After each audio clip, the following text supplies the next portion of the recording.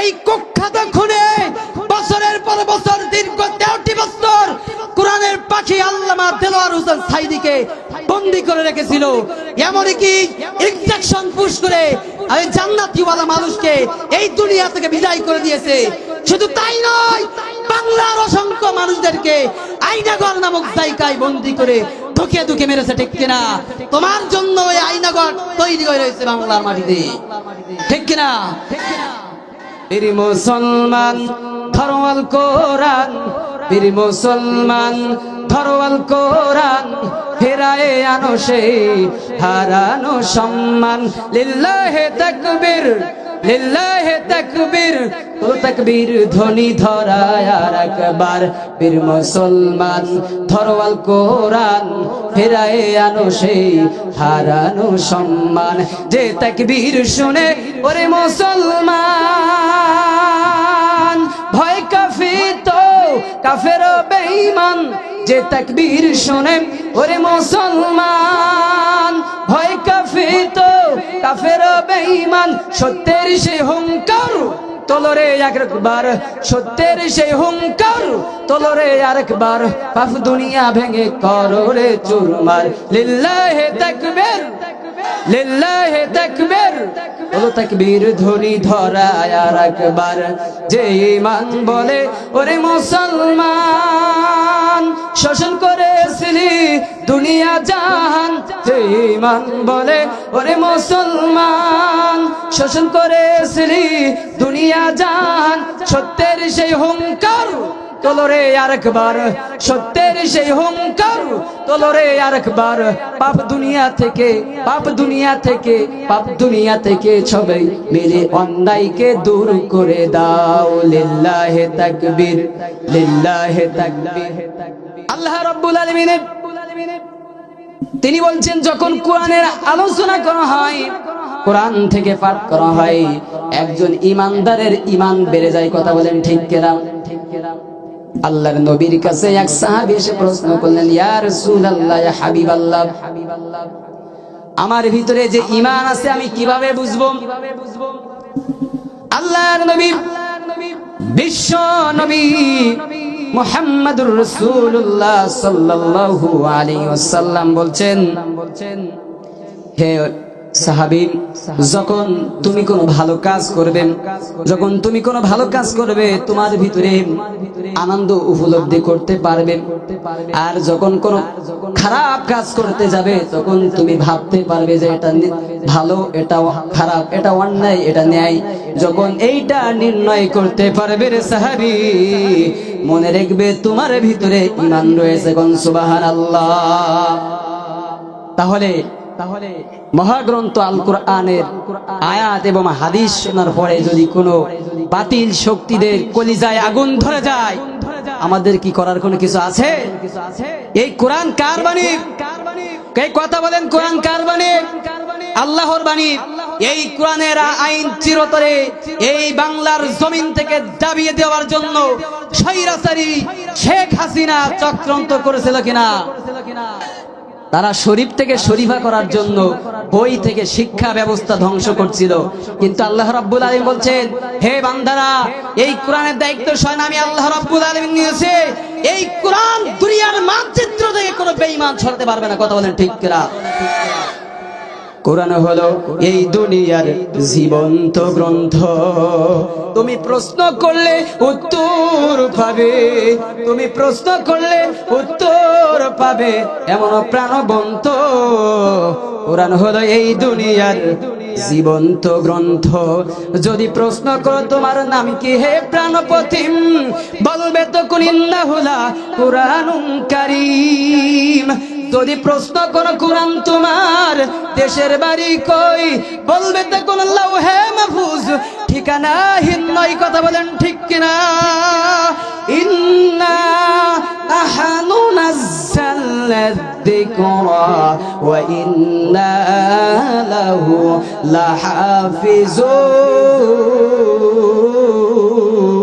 লাহাফিজুন। আল্লাহ পাক বলছেন, দুনিয়ার মানুষ, এই কোরআন আমি নাজিল করেছি, আর এই কোরআনের দায়িত্ব হেফাজতের আমি নিয়েছি। কোন সুবহানাল্লাহ। ভাইরা আমার, মক্কা মক্কায় যখন বিশ্ব নবী মুহাম্মদুর রাসূলুল্লাহ সাল্লাল্লাহু আলাইহি ওয়াসাল্লাম ইসলাম প্রচার করতে শুরু করে দিলেন, গোপন থেকে গোপনে এভাবে তিনি দিতে দিতে আস্তে আস্তে আল্লাহর ওহী যখন তিনি পেলেন প্রকাশ্য ওহী, তখন তিনি দাওয়াত দিতে থাকলেন। এক পর্যায়ে সাহাবীগণের উপর নির্যাতন তীব্র থেকে তীব্র বেড়ে যখন গিয়েছে, তখন সাহাবীগণ বললেন, ইয়া রাসূলুল্লাহ, ইয়া হাবিবাল্লাহ, নির্যাতন তো আমরা সহ্য করতে পারি না। হযরত সুমাইয়াকে শহীদ করেছে, ইয়াসিফকে শহীদ করেছে। ইয়া রাসূলুল্লাহ, ইয়া হাবিবাল্লাহ, আর সহ্য করতে পারছি না, কি করব? আল্লাহর নবী বিশ্ব নবী মুহাম্মদুর রাসূলুল্লাহ সাল্লাল্লাহু আলাইহি ওয়াসাল্লাম বলছেন, ও আমার সাহাবীরা, তোমরা হাফসায় হিজরত করো, কারণ হাফসার বাদশা আসহামা উপাধি হলো নাজ্জাশী, একজন খ্রিস্টান বাদশা রাষ্ট্রনায়ক, তারপরও তিনি একজন ন্যায়পরায়ণ বাদশা ছিলেন। খ্রিস্টান, তারপরও তিনি কি ছিলেন? ন্যায়পরায়ণ বাদশা ছিলেন। বিশ্বনবী বললেন, তোমরা হিজরত করে আবিসিনিয়ায় চলে যাও, হাফসায়। রাসূলের কথা মতো পঞ্চম হিজরিতে সাহাবীগণ 12 জন পুরুষ 4 জন মহিলা মক্কা থেকে হাফসায় হিজরত করেন। যখন এই খবর কাফেরেরা টের পেল, তখন তারা বৈঠকে বসে তারা পরামর্শ করলো তাদেরকে দেশে ফিরিয়ে আনতে হবে। বাংলার জমিনে যখন আলেমদের উপরে অন্যায় ভাবে তারা কেস দিয়েছিল, 116 জনে দিয়েছিল না, অনেকের নির্যাতন করেছিল, জীবনের তাগিদে অনেকে আত্মগোপন করেছিল, এমনকি দেশের বাইরেও তারা আশ্রয় নিয়েছিল। কিন্তু এই বাংলার স্বৈরাচারী শেখ হাসিনা তারা বৈঠকে বসে তারা কিন্তু বিদেশ থেকে আনারও চেষ্টা করেছিল কিনা? ঠিক ওই জাহেলিয়াতের যুগে বিশ্ব নবীর সাহাবীরা যখন মক্কা থেকে আবিসিনিয়ায় হাফসায় চলে যায়, আবু জেহেল, আবু লাহাব, উতবা, সাহিবা তারা এক জায়গায় গোপন বৈঠক করলো। বৈঠক শেষে তারা 2 জনকে আবিসিনিয়ায় পাঠিয়ে দিলেন, বিভিন্ন উপটোকন দিয়ে, ঘুষ দিয়ে। বর্তমান সময় দেওয়া হয় কিনা? দেওয়া হয় না? হয়। তারা বাদশা নাজ্জাশীর দরবারে গিয়ে বললেন, হে বাদশা নামদার, আমরা মক্কা থেকে এসেছি, আমাদের দেশ থেকে কিছু নির্বোধ বালকেরা তারা নিজেদের ধর্মই চুনকালি দিয়ে ত্যাগ করে তারা নতুন ধর্ম আবিষ্কার করেছে, তারা আপনার দেশে আশ্রয় নিয়েছে, এমনকি তারা আপনার ধর্ম পর্যন্ত গ্রহণ করে নাই। এখানে আবার এক উস্কানি দিল, কি দিল? উস্কানি দিল, যাতে রাগ বাদশার বেশি হয় যে আপনার ধর্ম গ্রহণ করে নাই। বাদশা নাজ্জাশী আসহামা মুসলমানদেরকে ডেকে পাঠালেন। মুসলমানগণ বাদশা নাজ্জাশীর দরবারে হাজির হলেন। হওয়ার পরে বাদশা নাজ্জাশী তাদেরকে প্রশ্ন করলো, তোমরা কি তোমাদের ধর্ম ত্যাগ করে নতুন ধর্মে গ্রহণ করেছো? তোমরা তো আমার ধর্ম তোমরা গ্রহণ করো নাই।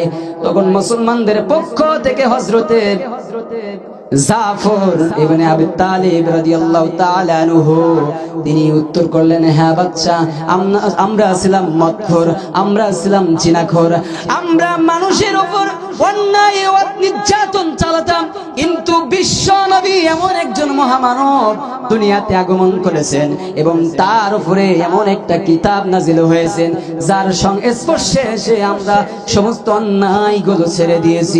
সুবহানাল্লাহ। তখন বাদশা নাজ্জাশী বললেন, ও আবু জাফর, তোমাদের উপরে কি এমন কিতাব নাজিল হয়েছে, একটু তেলাওয়াত করো। তখন হযরত জাফর রাদিয়াল্লাহু তাআলা আনহু সূরা মরিয়মের শুরু থেকে তেলাওয়াত করলেন, কাফা ইয়া আইন সাদ যিকরু রাহমাতি ربك عبده زكريا إذ نادى ربه نداء خفيا। যখন হযরত জাফর রাদিয়াল্লাহু তাআলা আনহু সূরা মরিয়ম থেকে তেলাওয়াত শুরু করে দিলেন। আমার ভাইরা একটু মনোযোগ সহকারে শুনবেন, এখানে শিক্ষা আছে। যখন তেলাওয়াত শুরু করলেন, বাদশা নাজ্জাশী বললেন, আবু জাফর আর তোরে কোরআন তেলাওয়াত করা লাগবে না, থাম থাম রে। ওই দিন তারা কোরআন তেলাওয়াত শুনেছিল আর তাদের চোখের পানিতে তাদের ধর্মগ্রন্থ ভেজে গিয়েছিল। আজ বর্তমান সময়ে 93,000 মুসলিম রাষ্ট্রে স্বৈরাচারী শেখ হাসিনার নেতৃত্বে এই বাংলার জমিনে মুসলিম শাসক হয়ে মুসলমানের উপরে নির্যাতন করেছিল। তারা আমলে আমরা একটু বাড়িতে ঘুমাতে পারি নাই নিরাপদে, ঠিক কিনা? কিন্তু বেঈমান খ্রিস্টান নাজ্জাশী তার আমলে কিন্তু আমরা, আমাদের যে মুসলমান ভাইরা ছিল তারা কিন্তু আশ্রয় পেয়েছিল। কিন্তু দেখেন, আপনার একটা বিবেক রয়েছে, আপনি বলতে পারেন হুজুর রাজনীতি করা যাবে না, রাজনীতি করবো না।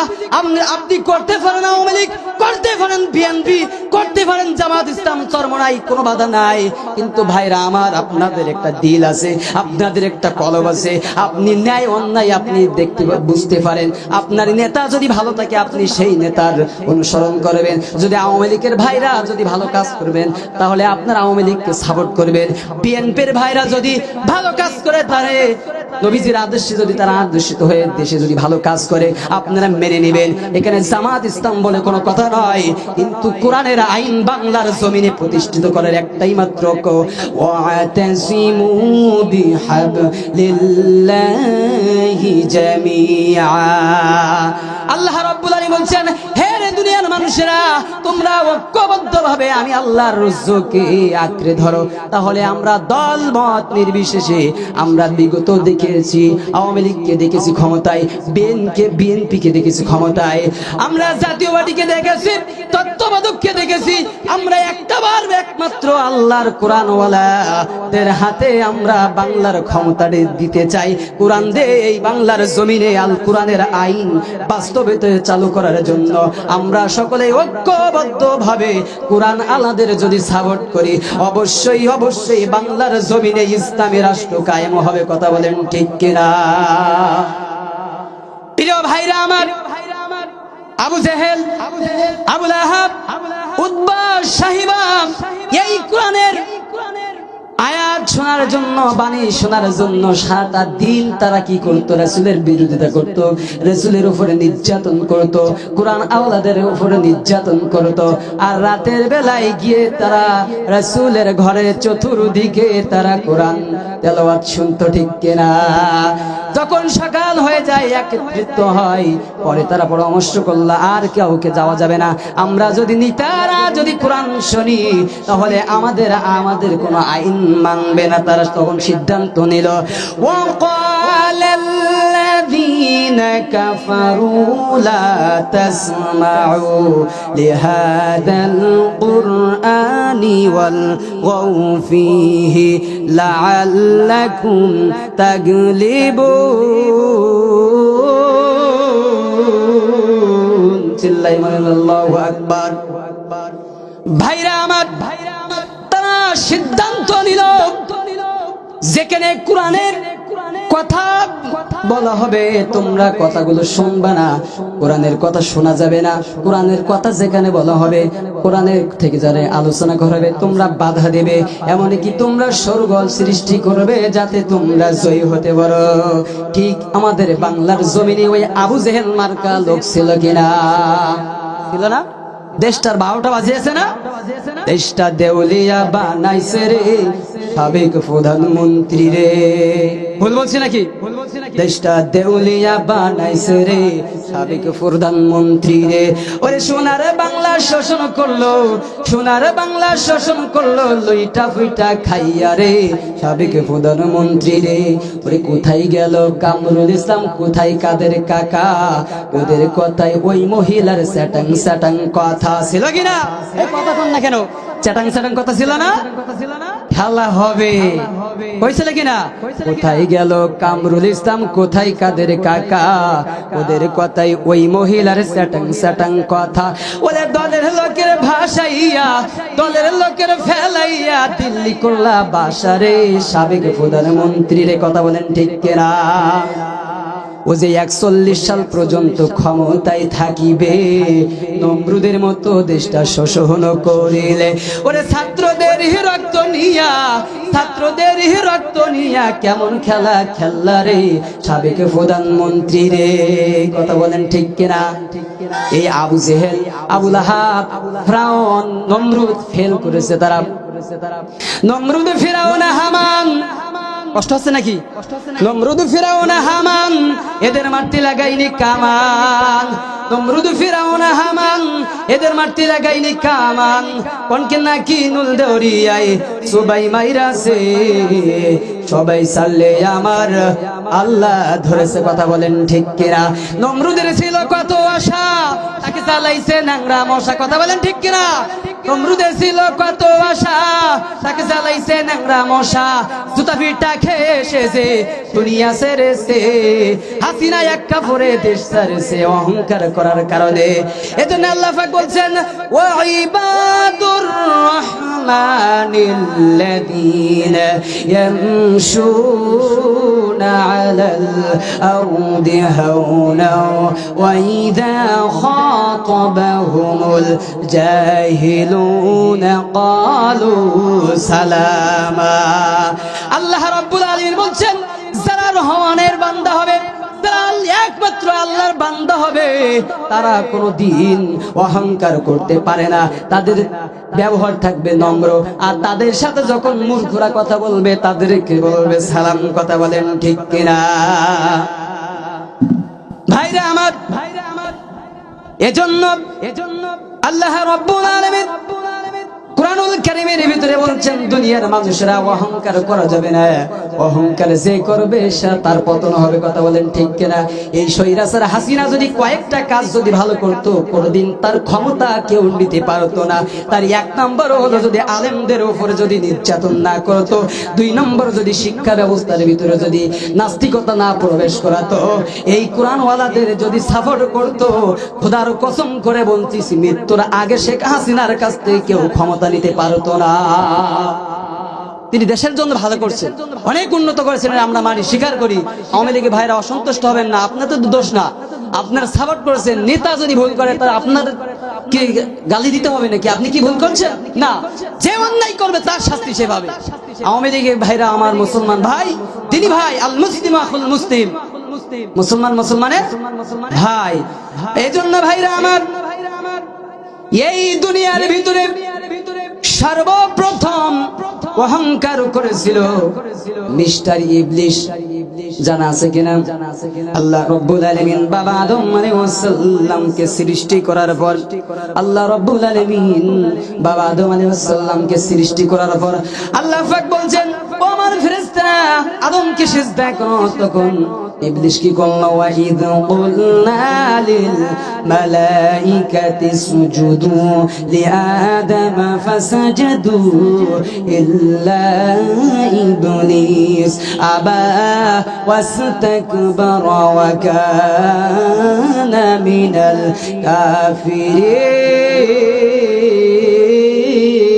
কাফিরিন। সকল ফেরেশতারা আদম আলাইহিস সালামকে সিজদা করলো, শুধুমাত্র ইবলিস শয়তান ব্যতীত। তাহলে অহংকারের সূচনা কোন জায়গাতে বলেন? হযরতে আদম আলাইহিস সালামের যুগ থেকে। এজন্য আল্লাহ রাব্বুল আলামিন বলছেন, দুনিয়ার মানুষেরা অহংকার করা যাবে না। তাই তুমি মুসলমান হও বা হিন্দু হও, খ্রিস্টান হও, যে জাতির হও, সবাই তো আল্লাহর বান্দা। কথা বলেন ঠিক কিনা? সবাই আল্লাহর বান্দা কিনা? সবাই কিন্তু আস্তিক, কেউ নাস্তিক না। হিন্দুরা কিন্তু আস্তিক, খ্রিস্টানরা আস্তিক, শুধু ইমানের গর্ব আছে, শুধু তারা বাবা নিয়ে পড়ে থাকে, আর তারা মা কালী নিয়ে পড়ে থাকে, আর মুসলমানরা পড়ে থাকে বাবা। ঠিক কিনা? তারা বলে ল্যাংটা বাবার মুরিদ হলে কি লাগে না? নামাজ রোজা লাগে না। ওরে পানির তলে বাতি জ্বলে, ঝড় বাতাসে নেবে না। ল্যাংটা বাবার মুরিদ হলে নামাজ রোজা লাগে না। বাবা হু হু কথা কয় কিনা? আমি বলে যে জন নামাজ পড়ে না সে তো শয়তানের নানা। আমি বলি যে জন নামাজ পড়ে না সে কত শয়তানের নানা, একবার আসুক কবরে তাকে মজা দেখাবো। কথা বলেন ঠিক কিনা? এই মুসলিম দেশে ৯৬,০০০ মুসলিম দেশে যদি নামাজের বিলটা যদি সংসদে পাশ থাকতো, বলেন তো কোন মানুষ কি আজান হলে বাড়ি বসে থাকতে পারতো? থাকতে পারতো? যদি নামাজের বিল পাশ হতো ভাই, বাংলাদেশের সংসদে মুসলমানের সন্তানেরা নামাজ পড়তো মসজিদে। কথা বলেন ঠিক কিনা? যদি নামাজের বিল পাশ হতো ভাই, বাংলাদেশের সংসদে মুসলমানের সন্তানেরা নামাজ পড়তো মসজিদে। নামাজ কাজা হলে যদি হয়তো কারোর ২ মাস জেল, নামাজ কাজা হইলে যদি হয়তো কারোর ২ মাস জেল। ভুল করে ভাই করতো না কেউ নামাজ ফেল, রাত ১২টায় আজান হলেও, রাত ১২টায় আজান হলেও ছুটতো সবাই মসজিদে, মুসলমানের সন্তানেরা নামাজ পড়তো মসজিদে। কথা বলেন ঠিক কিনা? আমরা যতই এখানে ওয়াজ করি না কেন নামাজি বানাতে পারবো না, কিন্তু চেয়ারম্যানের হাতে ক্ষমতা রয়েছে, মেম্বারের হাতে ক্ষমতা রয়েছে। এভাবে আস্তে আস্তে যারা উপরের লেভেলে আছে, সরকার মহোদয় পর্যন্ত যারা ক্ষমতায় আছে, তারা যদি বলে নামাজ বাধ্যতামূলক পড়তে হবে, তুমি তো মুসলমানের সন্তান, তাহাজ্জুদের নামাজ নাকি পড়ো, রাতে কোরআন তেলাওয়াত করো, তাহলে এই বাংলার জমিনে ১৫টি বছর তুমি ক্ষমতায় ছিলে, কেন এই কোরআনের আইন চালু করো নাই?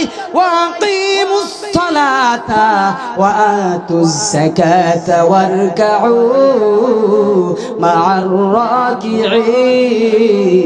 এই আয়াতটা কেন তুমি বাস্তবে এই দুনিয়ায়, এই বাংলার জমিনে কেন তুমি আইন পাশ করো নাই? এই একটা আইন পাশ করলে মানুষ কোনো ভুল করতে পারে না। কথা বলেন ঠিক কিনা? ভাইরা আমার, বলতেছিলাম আল্লাহ রাব্বুল আলামিন বলছেন, বান্দারে দুনিয়ায় তোরা অহংকার করিস না, অহংকার করলে আমি তোদেরকে ছাড় দেব না। ভাইরা আমার, আল্লাহ রাব্বুল আলামিনের হাবিব যখন মক্কা বিজয় করলো, মক্কা বিজয়ের 18 কিংবা 19 দিন পরে ওই হুনাইনের যুদ্ধে, যখন হুনাইনের যুদ্ধ সংগঠিত হলো, তখন মুসলমানদের সংখ্যা ছিল কত জানেন কিনা?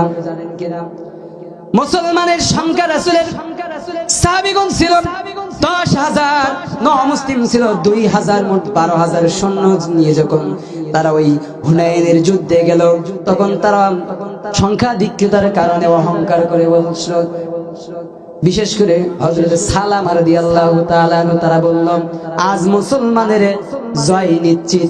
তারা আল্লাহর উপরে ভরসা না করে, তাওয়াক্কুল না করার কারণে, তারা কিন্তু অহংকার করে বসার কারণে প্রথম পর্যায়ে কিন্তু তারা বিজয় ছোটাছুটি করতে লাগলো, পালায়ন করতে লাগলো। তখন আল্লাহ রাব্বুল আলামিনের হাবিব বিশ্ব নবী মুহাম্মদুর রাসূলুল্লাহ সাল্লাল্লাহু আলাইহি ওয়াসাল্লামের দুয়ার বদলাতে পরবর্তীতে আল্লাহ রাব্বুল আলামিন মুসলমানদের উপর সান্ত্বনা দেয়। তখন তিনি বলেছিলেন, তোমরা অহংকার করবে না, আমি একমাত্র আল্লাহর উপর ভরসা রাখতে হবে। কথা বলেন ঠিক কিনা? এই আমাদের প্রধানমন্ত্রী মনে করতেছিল বাংলাদেশের সব কিছু আমার হাতে, আমাকে কেউ পরাজয় করতে পারবে না। কিন্তু এক ছিটকিতে, এক ঢিলে কি কথা গেল? দিল্লি চলে গেল, মামা বাড়ি দিল্লিতে, ঠিক কিনা? যে মামা বাড়ি দিল্লি করতে হবে, ইঁদুরে গর্ত পাবে না, ঠিক কিনা? আমার বুবু খাইছে ধরা, কথা বলেন ঠিক কিনা? আমার বুবু খাইছে ধরা, এবার তো আর রক্ষা নাই, হাসিনা নাই দেশে নাই, পালাই গেছে ইন্ডিয়ায়। কথা বলেন ঠিক কিনা? হাসিনা নাই দেশে নাই, পালাই গেছে ইন্ডিয়ায়। ও বুবু, দিল্লি তোমার মামা বাড়ি, সেটাই তুমি দিছো পারি। কথা বলেন ঠিক কিনা? ও বুবু, দিল্লি তোমার মামা বাড়ি, সেটাই তুমি দিছো পারি। বীর বাঙালি জানতে চাই বুবু, বীর বাঙালি জানতে চাই বুবু, কবে হবে তোমার ফাঁসি? হাসিনা নাই দেশে নাই, পালাই গেছে ইন্ডিয়ায়। আপনারা হাসিনার ফাঁসি চান না? হাসিনার ফাঁসি চান না? এই কুখ্যাত খুনে বছরের পর বছর, দীর্ঘ 13টি বছর কোরআনের পাখি আল্লামা দেলোয়ার হোসেন সাঈদীকে বন্দী করে রেখেছিল। এমনকি ইনজেকশন পুশ করে জান্নাতীওয়ালা মানুষকে এই দুনিয়া থেকে বিদায় করে দিয়েছে। শুধু তাই নয়, বাংলার অসংখ্য মানুষদেরকে আইনাগর নামক জায়গায় বন্দী করে ধুকে ধুকে মেরেছে, ঠিক কিনা? তোমার জন্য ওই আইনাগর তৈরি হয়ে রয়েছে বাংলার মাটিতে, ঠিক কিনা? ও বুবু দিল্লি তোমার মামা বাড়ি, সেটাই বুবু দিচ্ছ পারি। বীর বাঙালি জানতে চাই বুবু, বীর বাঙালি জানতে চাই বুবু, কবে হবে তোমার ফাঁসি? হাসিনা নাই দেশে নাই, পালাই গেছে ইন্ডিয়ায়। এই হাসিনা থেকে শিক্ষা নেওয়ার দরকার, ওই মানিক স্যার থেকে শিক্ষা নেওয়ার দরকার। তাকে ফাটিয়ে দিয়েছে না, বিসি ফাটিয়ে দিয়েছে না, এই সংসদে এর ছবিটা টাঙিয়ে থাকার দরকার, ঠিক কিনা? আর যাতে কেউ অন্যায় বিচার না করতে পারে। আমার মুসলমান ভাইরা মনে করেন না রাজনৈতিক কোনো আলোচনা নয়, আমি চাচ্ছি আমরা মুসলমানরা একতাবদ্ধ হই। আমরা দল বল নির্বিশেষে বাংলার জমিনে ইসলামী রাষ্ট্র করতে চাই, কথা বলেন ঠিক কিনা? রাজি আছেন যারা যারা? দুটি হাত তুলে দিকে দেন আল্লাহতে। নারায়ে তাকবীর, নারায়ে তাকবীর। আল্লাহ পাক আমাদের কবুল করে নেক। সকলে হাত নামা। ভাইরা আমার, এই বাংলার জমিনে অহংকার করা যাবে না। শুধু তাই নয়, আল্লাহর নবী হযরতে সুলাইমান আলাইহিস সালাম অহংকার করে ফেলেছিল, যার ভুলের খেসারত তাকে দিতে হয়েছিল। আপনাদের হয়তো ঘটনাটি জানা থাকতে পারে। প্রিয় বন্ধুগণ আমার, আল্লাহর নবী হযরতে দাউদ আলাইহিস সালামের পুত্র সুলাইমান আলাইহিস সালাম যখন পয়গম্বর হলেন, যখন রাজত্ব পেলেন, তিনি রাজ্য চালাচ্ছেন, শাসন করছেন। তিনি এমন তার সংসদ ভবনে তিনি ঘোষণা করলেন, ও আমার মন্ত্রীরা, ও আমার উজিরেরা, ও আমার নেতা কর্মীরা, বয়স তো অনেক হয়ে গেছে, আমাকে বিবাহের প্রয়োজন। কিসের প্রয়োজন? বিবাহের প্রয়োজন। তখন হযরতে সুলাইমান আলাইহিস সালামকে সকলেই প্রশ্ন করলো, আল্লাহর নবী সুলাইমান, আমাদের বাদশা, আপনি কেমন মেয়েকে বিবাহ করবেন? ভালো লাগতেছে আপনাদের শুনতে? চলবে আজকে মাহফিল? কতক্ষণ চলবে? এখনো তো দুইজন মেহমান আছে, থাকবেন তো ইনশাআল্লাহ? তারা আমার চেয়ে গরম, আমার চেয়ে কি গরম। যদি ভাতে খাওয়ার শুরুতে যদি এত ভালো লাগে, তাহলে শেষে কেমন ভালো লাগে? প্রথম মাছ দেয়, ভাজি দেয়, লাস্টে কি দেয়? গোশ। সেই গোশটা আসতেছে সামনে আপনাদের খাওয়ানোর জন্য। আজ এই মাহফিলতে আমি দেখতে চাই একটা মানুষ যেন না নড়ে। প্রিয় ভাইরা আমার, বলতেছিলাম সুলাইমান আলাইহিস সালামকে প্রশ্ন করা হলো, আল্লাহর নবী, আল্লাহর পয়গম্বর, আপনি কেমন মেয়েকে বিবাহ করবেন? আল্লাহর নবী হযরতে সুলাইমান আলাইহিস সালাম বললেন, ও আমার মন্ত্রীরা, কয়েকটা গুণ যদি মেয়েদের এই এমন ধরনের মেয়েকে যদি পাও, তাহলে আমি সেই মেয়েকে বিবাহ করব। এক নম্বর হলো চরিত্রবান। কেমন? চরিত্রবান। আমরা খুঁজি কে বেশি ডান্স করতে পারে, কে রূপসজ্জা করতে পারে, যুবক ভাইরা, ঠিক না? এক নম্বর কি হতে হবে? চরিত্রবান হতে হবে। দুই নম্বর আমানতদারি হতে হবে। তিন নম্বর সুন্দরী হতে হবে। চার নম্বর বংশ পরিচয় থাকা লাগবে। ইসলাম হলো কুফু। আপনি যেমন শ্রেণীর মানুষ তেমন শ্রেণীর সাথে বিবাহ করবেন। আমি টুটকু মৌলবী আমি যদি কই প্রধানমন্ত্রীর মেয়েকে বিবাহ করব, আমাকে আস্ত রাখবে? তাহলে আপনি যেই শ্রেণীর মানুষ সেই শ্রেণীর মানুষকে খোঁজ করেন, সেই শ্রেণীর মানুষের সাথে বিবাহ বন্ধনে আবদ্ধ হন, তাহলে আপনার ভিতরে, সংসারের ভিতরে কোনো ঝগড়া থাকবে না। কথা বলেন ঠিক কিনা? জিকির করি লা ইলাহা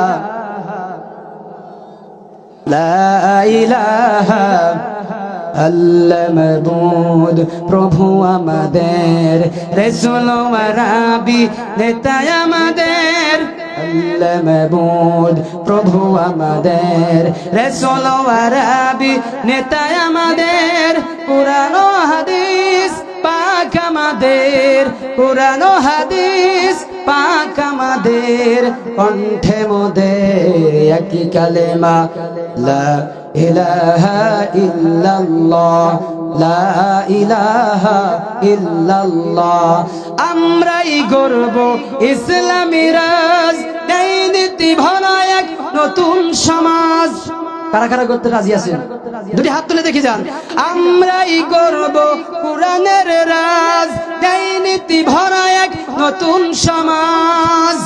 আমরা এই বাংলার জমিনে একতাবদ্ধ হতে চাই, সকল দল মত নির্বিশেষে আমি এক কথা বারবার বলছি, মুসলমান ভাই, ইত্তাকুল্লাহ, আল্লাহকে ভয় করো। আপনাকে কিন্তু মরতেই হবে, ওই শেষ ঠিকানা কবরস্থান। আপনার যতটুকু বয়স হয়েছে আর যতটুকু হায়াত পান, আপনি শেষ চেষ্টা করেন কোরআনকে বাংলার জমিনে প্রতিষ্ঠিত করার জন্য। ভাইরা আমার, বলতেছিলাম সুলাইমান আলাইহিস সালাম বললেন, এমন এমন যদি গুণ তোমরা খুঁজে পাও তাহলে আমি সেই মেয়েকে বিবাহ করব। তখন রাজ দরবার থেকে সমস্ত মহল্লা থেকে মহল্লায় মহল্লায় পাড়ায় পাড়ায় দেশ বিদেশে তার শহরে গোটা বিশ্বের দায়িত্ব ছিল হযরত সুলাইমান আলাইহিস সালাম। গোটা বিশ্বের রাজত্ব তিনি করেছিলেন। পৃথিবীর সমস্ত আনাচে কানাচে অলিতে গলিতে ঘোষণা হয়ে গেল আল্লাহর নবী সুলাইমান আলাইহিস সালাতুস সালাম বিবাহ করবেন। এমন এমন গুণ যার ভিতরে আছে সেই মেয়ের। এবার চিঠির পর চিঠি রাজদরবারে পৌঁছাই যাচ্ছে। এই এলানটা শুনতে পেলেন একজন জেলে। একজন কি?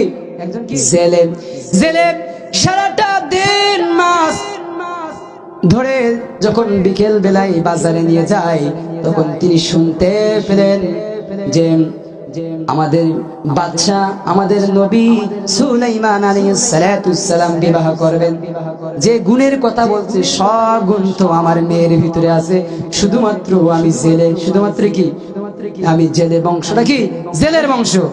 আমি যদি সুলাইমানের হাতে আমার এই কন্যাকে উঠায় দিতে পারতাম, তাহলে আমি কিয়ামতের দিন আল্লাহর দরবারে আমার জামাই নবী সুলাইমানের সাথে উঠতে পারতাম। আজ আমাদের ভিতরে যা টাকা আছে, তাই লুচ্চা হোক আর গুন্ডা হোক, মদখোর হোক, যাই হোক, যার টাকা আছে আমাদের ভালো মেয়েটা তার হাতে উঠায় দেয়। কথা বলেন ঠিক কিনা?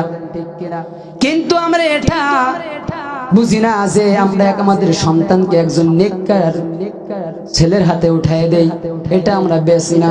এজন্য ভাইরা আমার, এগুলো আমাদের মাথায় রাখতে হবে। যদি আপনি চরিত্রবান একটা মেয়েকে আনতে পারেন, ওই চরিত্রবানের মেয়ের গর্ভ থেকে আল্লাহর ওলি জন্ম নিবে। এমনকি আল্লামা সাইদির মতো এই বাংলার জমিনে অসংখ্য আলেম তৈরি হতে পারে। কথা বলেন ঠিক কিনা? ভাইরা আমার, বলতেছিলাম এই খবর যখন সুলাইমান আলাইহিস সালামের এই খবর যখন জেলে শুনলো, শোনার পরে তিনি বাড়িতে আসলেন। আসার পরে তার স্ত্রীকে বললেন, স্ত্রী তুমি কি কোন খবর শুনেছো? স্ত্রী বলছেন, না আমি কিছুই শুনি নাই। তখন ওই জেলে তার স্ত্রীকে বলল, হে আমার প্রাণের স্ত্রী, আমাদের পয়গম্বর আমাদের বাদশা বিবাহ করবেন, তার ভিতরে সব গুণ, আমাদের মেয়ের ভিতরে সব গুণ রয়েছে, শুধুমাত্র আমরা জেলের বংশ। যদি আমাদের মেয়েটাকে যদি সুলাইমানের হাতে উঠে দিতে পারতাম। তখন সঙ্গে সঙ্গে স্ত্রী বলল, প্রাণের স্বামী রে, আর এই কথা বলো না। আল্লাহর নবী সুলাইমান যদি শুনতে পারে আপনার আস্ত রাখবে না, তাই হবে না? সুলাইমান এই জন্য সুলাইমান আলাইহিস সালাম যেমন মানুষ তেমনই বিবাহ করবেন। ভাইরা আমার, যখন বিকেল হলো তখন জেলের স্ত্রী মেয়েকে বেদনি করতেছে। কি করতেছে? আমাদের মারা যারা আছেন তারা মেয়ের বাড়ি থাকলে তাদের আশ্রয় দেয় না? বাংলা ভাষায় কি বলে? আশ্রয় দেয়। চুল বেদনি গেঁথে দেয়, বেঁধে দেয়। দুইজন মা মেয়ে যখন এই কাজগুলো করতেছেন, তখন ভাইরা আমার স্ত্রী, ওই মেয়ের মা বলছেন, জেলের স্ত্রী বলছেন, মারে তুমি কি কোনো খবর শুনেছ? বলতেছে, না মা, কোনো খবর শুনে নাই। তখন জেলের স্ত্রী বললেন, হে আমার মেয়ে, আমাদের পয়গম্বর আমাদের বাদশা বিবাহ করবেন, যে গুণ চেয়েছে সবগুলো তোমার ভিতরে আছে, শুধুমাত্র আমরা জেলের বংশ। ভাইরা আমার, আমি কোন বিষয়ে আলোচনা করতেছি বলেন তো? কেউ কি টের পেয়েছেন? বলেন তো আজকে আমার আলোচনার বিষয় কি? অহংকার।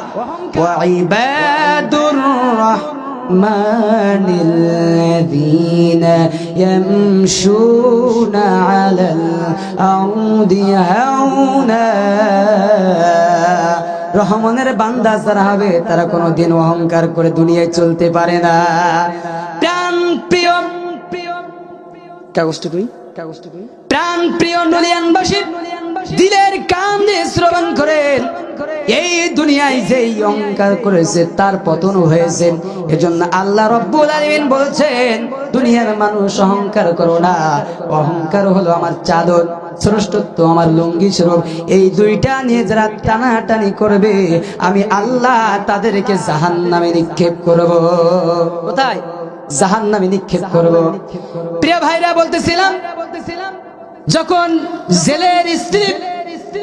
জেলের মেয়েকে বলল, তখন মেয়ে বলছেন, মা আমাকেও তো বিবাহের বয়স হয়েছে, আমি যদি সুলাইমানের স্ত্রী হতে পারতাম তাহলে আমার ভাগ্যটা ভালো হয়ে যেত।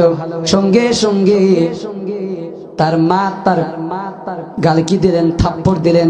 বলছেন, মারে এই কথা আর বলো না, এই কথা যদি সুলাইমান আলাইহিস সালাম শুনে তাহলে তোমার আব্বার আস্ত রাখবে না। যদি নিতার বিরুদ্ধে কথা বলো আর ঘর বাড়িতে থাকা ঘটে না। বলেন ঠিক কিনা? প্রিয় ভাইরা আমার, এই মেয়ের ভিতরে জল্পনা কল্পনা চলে আসলো, ভিতরে ভালোবাসা চলে আসলো। আল্লাহ রে, আমি যদি সুলাইমানের স্ত্রী হতে পারতাম তাহলে আমি ধন্য হয়ে যেতাম। তিনি চিঠি লিখলেন, চিঠিতে নিজের ভাষায় নিজের ভাবমূর্তি গুলো উপস্থাপন করলেন। এমনকি তিনি বললেন, ওগো আল্লাহর পয়গম্বর সুলাইমান, যদি আপনি আমাকে গ্রহণ করেন, আপনার শরীরে মাথা থেকে পা পর্যন্ত যদি পছন্দ ধরে, আমি জেলের মেয়ে আপনার ওই পচা দুর্গন্ধ জায়গাগুলো আমার জিহ্বা দিয়ে চেটে চেটে পরিষ্কার করে দেব। আমাদের মা বোনেদের কি আছে এমন? কার ঘরে এমন লক্ষ্মী আছে বলেন তো? ভাইরা আমার, স্বামী স্ত্রীর ভিতরে ভালোবাসা বৃদ্ধি যদি না হয় সেই সংসার কি টেকে না? ভাইরা, আপনারা কেন বুঝতেছেন না? কেন আপনারা অহংকার করবেন? আলেম নাজাল লাহু আইনাইন ওয়া লিসানাহু ওয়া শাফাতাইন। আল্লাহ পাক বলছেন, দুনিয়ার মানুষ রে, আমি তোরে একটা জিহ্বা দিয়েছি, দুইটা ঠোঁট দিয়েছি, তোরে দুইটা চোখ দিয়েছি বান্দা। তোর চোখ দেখি তুই দেখিস না। তোর চোখ দুইটা যদি বন্ধ থাকতো রে বান্দা, এই দুনিয়ায় তোর পিতাকে দেখতে পেতিস না, মাতাকে দেখতে পাতিস না, নিজের স্ত্রীকে দেখতে পাতিস না, নিজের কন্যাকে, নিজের ছেলেকে দেখতে পাতিস না। আমি আল্লাহ এই পৃথিবীতে সমস্ত নাজ নিয়ামতগুলো তোরা দেখতে পাতিস না রে বান্দা। কেন তোরা বুঝিস না? কেন তোরা বুঝিস না? তোর চোখ যদি অন্ধ থাকতো, তোর ভালো একটা সুন্দরী মেয়ের সাথেও বিবাহ দেওয়া যাইতো না। কথা বলেন ঠিক কিনা? হে যুবক, কিসের অহংকার? বুকলে কিভাবে তুমি চলতে পারো? কবরের ভয় কেন তুমি করো না?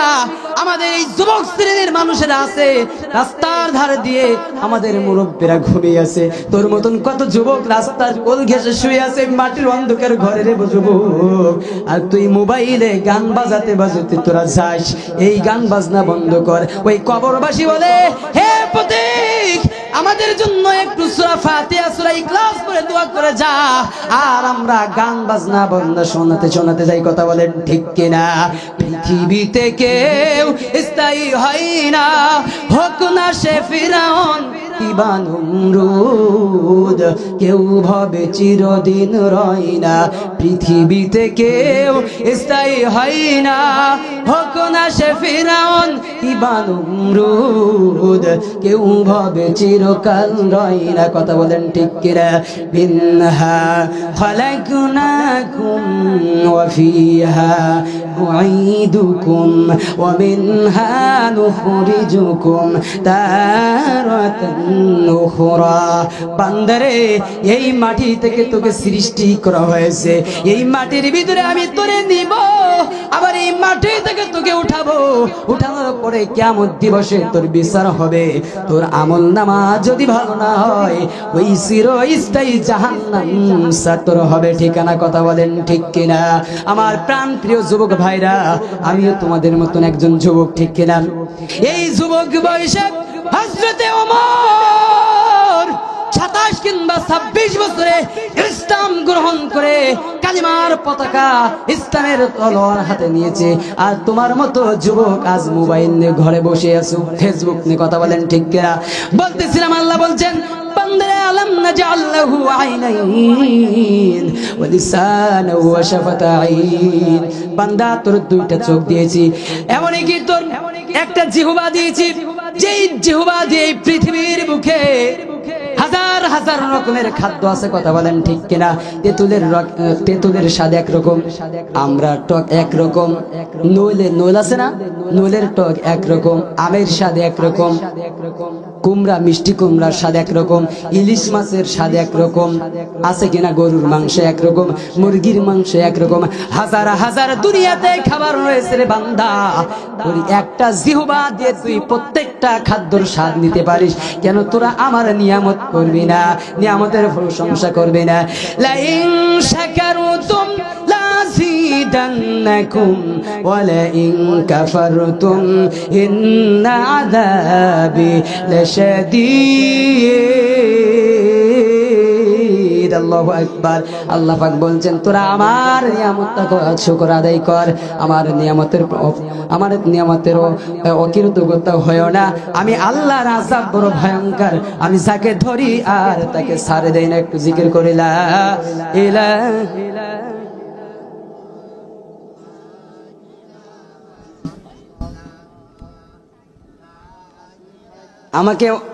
আমার যত সময় শেষ হয়ে গেছে, 5 মিনিট সময় আছে, ওই এক্সট্রা দিয়েছি। এই 5 মিনিটে আমি যে ঘটনা ধরেছি শেষ করা সম্ভব না, এই জন্য যতটুকু ওই ঘটনা বলছে ওখানে ইতি থাক, আর কোথাও যদি প্রোগ্রাম পাই সেখানে বলবো।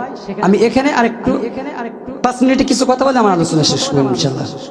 বলতেছিলাম এক জিহ্বা দিয়ে হাজার হাজার রকমের খাবার তুই খাস, বিভিন্ন স্বাদ পাস।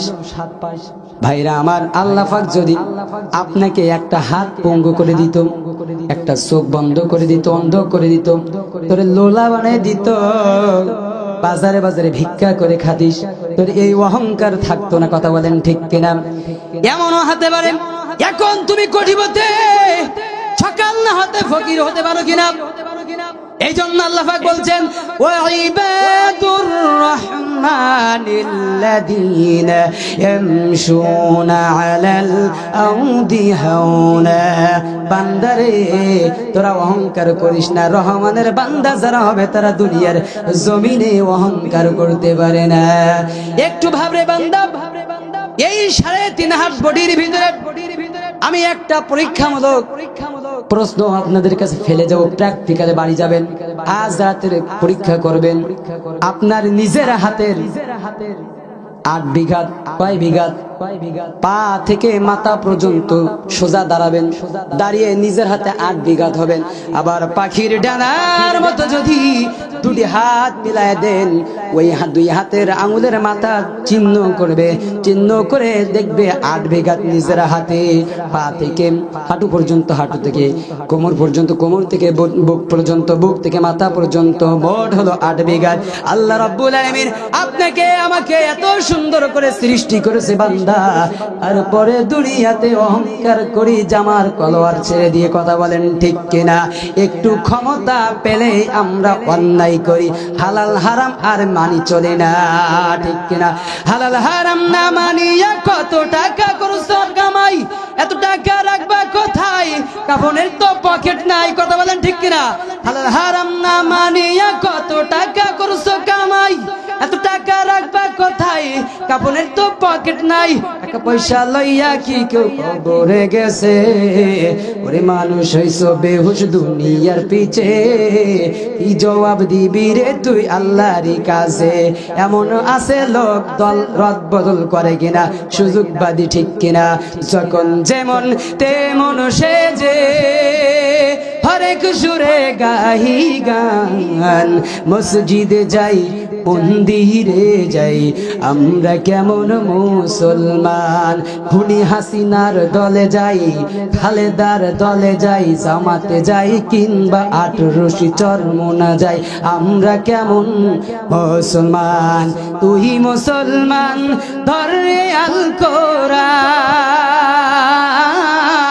এই কোরআন তোরে দিবে মুক্তির পথ লা ইলাহা